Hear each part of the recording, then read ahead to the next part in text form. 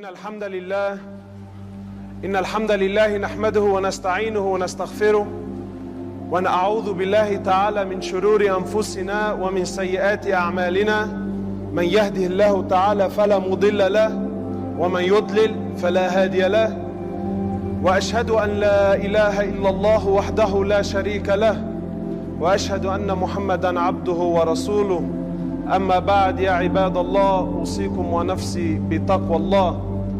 My dear respected brothers, we start first and foremost by praising Allah subhanahu wa ta'ala, the King, the Master, the Sustainer, the Creator, the one who created everything, the one who designed everything, the one who sustains everything, the one that everything relies on and He relies on nothing. Allah subhanahu wa ta'ala is the one who is self-sufficient. Allah subhanahu wa ta'ala is the one who everything is within His knowledge, everything. Nothing happens without His order. Nothing happens without His decision. And we send peace and blessings upon His beloved Muhammad sallallahu alayhi wasallam, our Prophet and our teacher. And my brothers, I remind myself and I remind you all to have fear of Allah subhanahu wa ta'ala. And I know every single week you keep hearing about having fear of Allah. Fear of Allah that is most deserving. The fear that will stop us from committing the haram and from committing that which displeases Allah.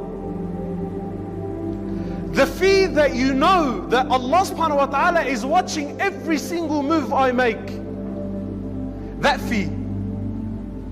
The fear when you're on the road and there's a safety camera, you know that if I speed or if I run that red light, it's going to snap me. It's going to take a shot.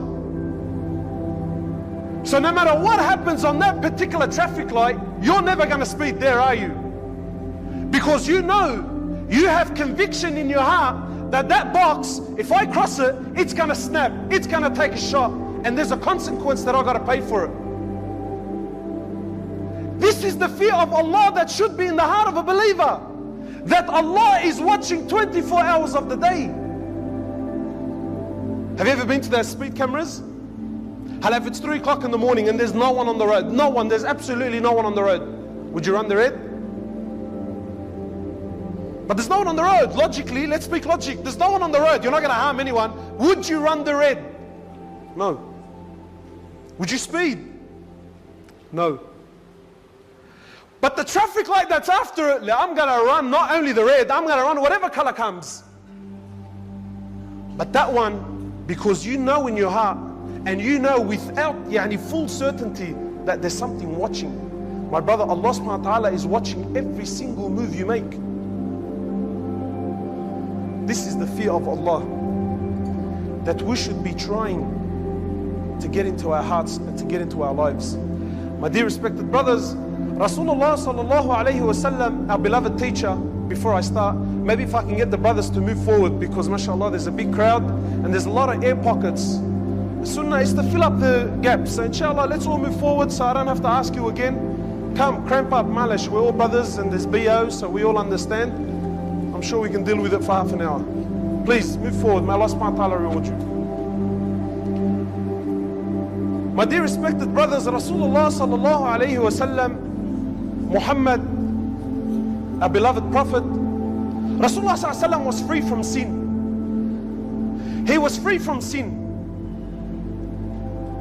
And Rasulullah and Allah subhanahu wa ta'ala already told him, Allah subhanahu wa ta'ala has already promised him and has already guaranteed him the highest level in Jannah.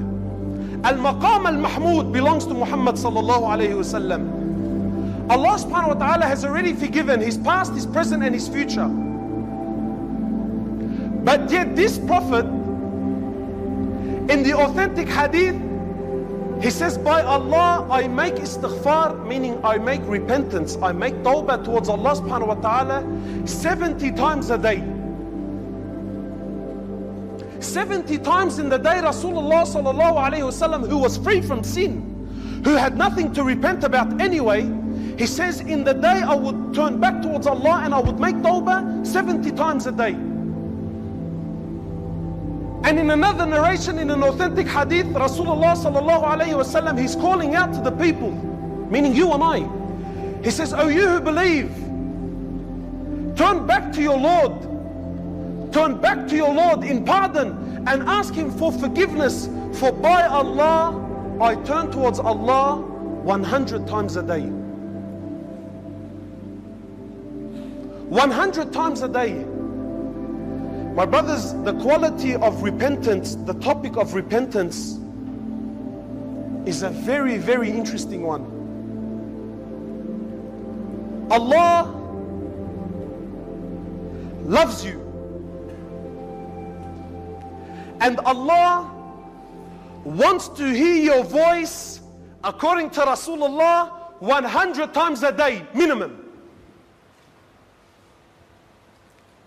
Rasulullah sallallahu alayhi wa sallam, he's advising the ummah to make tawbah towards Allah. And this is a quality that is dead. Or if it's not dead, it's very little. And really, if you look at your life, ask yourself, just how much do I repent towards Allah subhanahu wa ta'ala? Rasulullah sallallahu alayhi wa sallam, he says in the authentic hadith, he says, Allah subhanahu wa ta'ala stretches His hand during the day so that the sinners of the night can repent. And then Allah the Almighty stretches His hand during the night so that the sinners of the day can repent. And Allah will continue to stretch His hand during the day and the night till the sun rises from the west, meaning the day of judgment. Allah subhanahu wa ta'ala, my brothers, the King, the Master, the Creator, you know, it's an amazing thing. Allah subhanahu wa ta'ala doesn't need anyone. Allah doesn't need anyone. Don't ever think, brother, in your life that your charity or your salah or your little tasbih or your little, this does not increase Allah's greatness. This does not make Allah better in any way, shape or form. In fact, Allah subhanahu wa ta'ala says in the Hadith al-Qudsi, He says, Ya ibadi. Allah is calling out. He says, "Oh my slaves," not the Muslims, anyone and everyone. "Oh my slaves, Ya ibadi. Law awwalakum wa akhirakum." If the first of you till the last of you, meaning from the first human being till the last human being, if all of you, human and jinn, if you were all together collectively and worship me, and worship me, and worship me, and worship me, until you all come like the best heart amongst you, this does not increase my greatness. It does not increase Allah's greatness. In fact, Rasulullah sallallahu alayhi wa sallam, just to paint the picture that Allah doesn't need our worship. Allah doesn't need our worship. Rasulullah sallallahu alayhi wa sallam was sitting with his Sahaba. He says to them, you know, I see what you don't see. And I hear what you don't hear. He says to them, verily the heavens have squeaked. The heavens, the sky, the heavens have squeaked. You know, when you put a lot of weight on something, it makes that squeaking sound. There's a lot of weight, there's a lot of pressure on it. He says, the heavens have squeaked. He says, for by Allah there isn't room for 4 fingers, except there is an angel in prostration towards Allah subhanahu wa ta'ala. Does Allah need me? Does Allah need the $10 I'm going to put in the box when I walk out? Yet this Allah, Rasulullah sallallahu alayhi wa sallam, he says in the authentic hadith that Allah is happier. Allah is so happy when you, my brother, when you, my sister, when you make tawbah towards Allah. Rasulullah sallallahu alayhi wa sallam, he says in the authentic hadith, imagine, look at the example he gives sallallahu alayhi wa sallam. He says, imagine there's someone in the desert and he's riding on his camel and he has all of his provisions on the camel. And then the man takes some rest. And then all of a sudden he loses his camel. What hardship would this man be going through? Everything, my food, my water, my transportation is on the camel. And I lose the camel. He says, sallallahu alayhi wa sallam, in the authentic hadith, then imagine this man was to take some rest. then all of a sudden he was to see his camel again. How happy would you become? How happy would you be? He says, Allah is happier than this man when you make tawbah to him. Allahu Akbar. Ya Allah, you don't need me. Ya Allah, I'm nothing. Yet you are this happy when I make tawbah? Yes, my brother. Yes, my sister. Allah wants to hear your voice. Humble yourself before Allah. Humble. Because it shows that you're a slave and He's your master. Because it distinguishes any pride that's in the heart. Anything. How much does Allah love us? How much does Allah love us? He says, oh my slave, what a Rabb, what a Lord we worship. There was an Egyptian Shaykh. He says, I was asking some kids, what's the biggest ni'mah in your life? He was asking some kids, what's the biggest bounty in your life? So he says, naturally being a Shaykh, the kids were going to give me some smart answer, or they were going to give me an answer that they were maybe expecting me to hear. He says, so I went around and I asked, and one guy said, the biggest ni'mah is Iman. This guy said Islam. The biggest ni'mah is the Quran. He said, until I got to this one kid. And I said to him, what's the biggest ni'mah? And he said, the biggest ni'mah in Rabbina huwa Rabbina. He says, the biggest ni'mah that Allah is our Allah. He says that Allah is our Allah. Allah says, oh my slave, if you come to me with an earthload of sin, but you don't associate partners with me, I will come to you with an earthload of forgiveness. Allahu Akbar. Ya Abdi, if you came to me with an earthload of sin, but you didn't associate partners with me, I will come to you with an earthload of forgiveness. Allahu Akbar. He says, in Rabbina huwa Rabbina. That Allah is our Lord. This is the biggest ni'mah.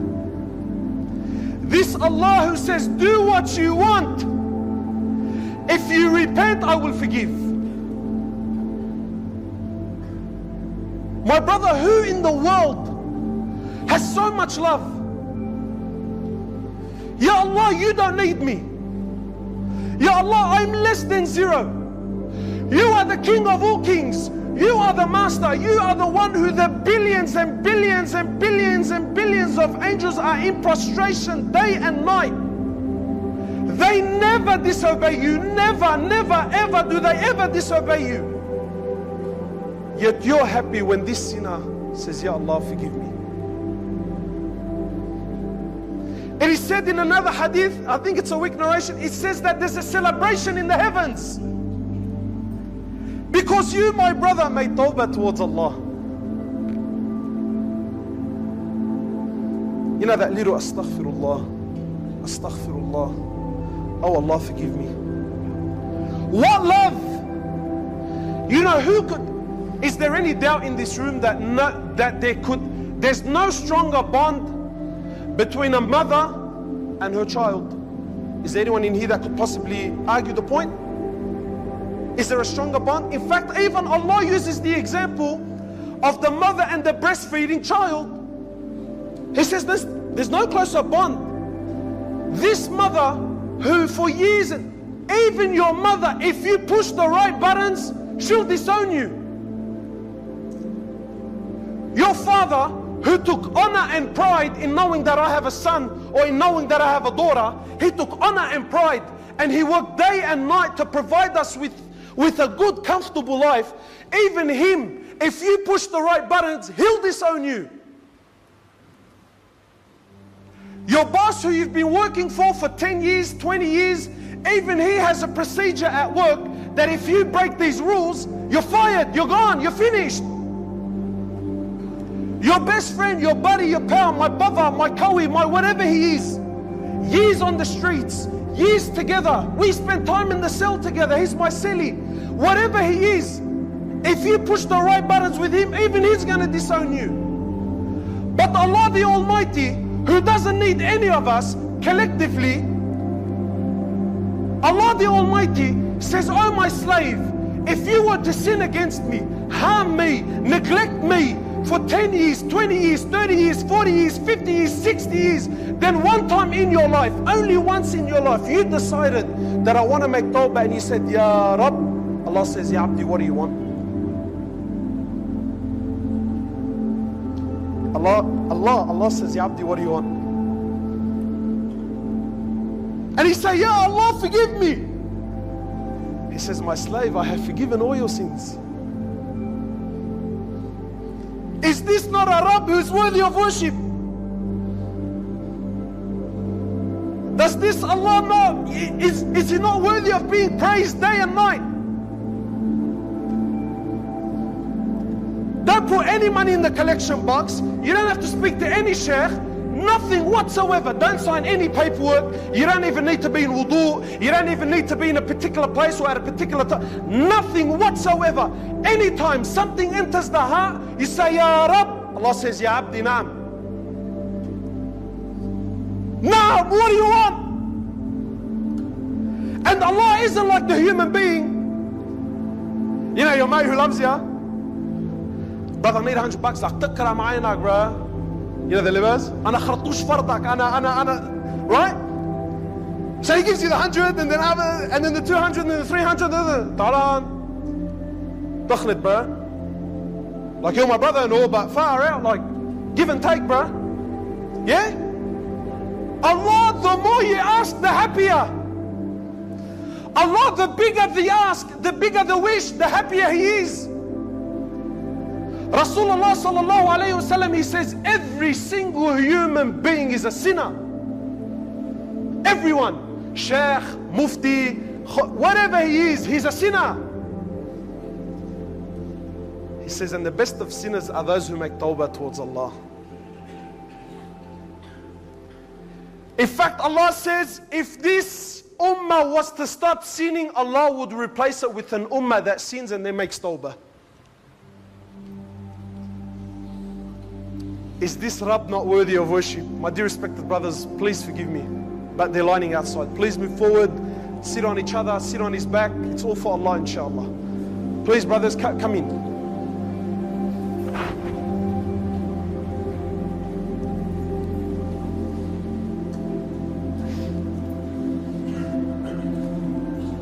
How much love does Allah have towards us? How much love that Allah says, do as you please, so long as you come back to me with repentance and you don't associate partners with me, I will forgive you. This is Allah, my brothers. This is Allah. And Allah wants to hear your voice. Humble yourself before Him. Do it in the dark. Do it on your own. Do it in public. In wudu, out wudu, doesn't matter. Turn to Allah. Allah wants to hear your voice. Allah already knows what you do in secret, in the dark. And Allah already knows it anyway. But Allah wants to hear your voice. Allah wants to see you humble yourself before Him. And that's why, my brother, when you raise your hands and you say, Ya Rab, oh Allah, oh Allah, Allah, if you don't forgive me, who's going to forgive me? Allah, if you don't have mercy upon me, who's going to have mercy upon me? Who? Allah, I knock on your door. If you don't open the door, then who's going to open the door? Who? Brother and sister, if you had the money of the world, who can forgive your sins other than Allah? Who? No one except Him. أقول قولي هذا أستغفر الله لي ولكم.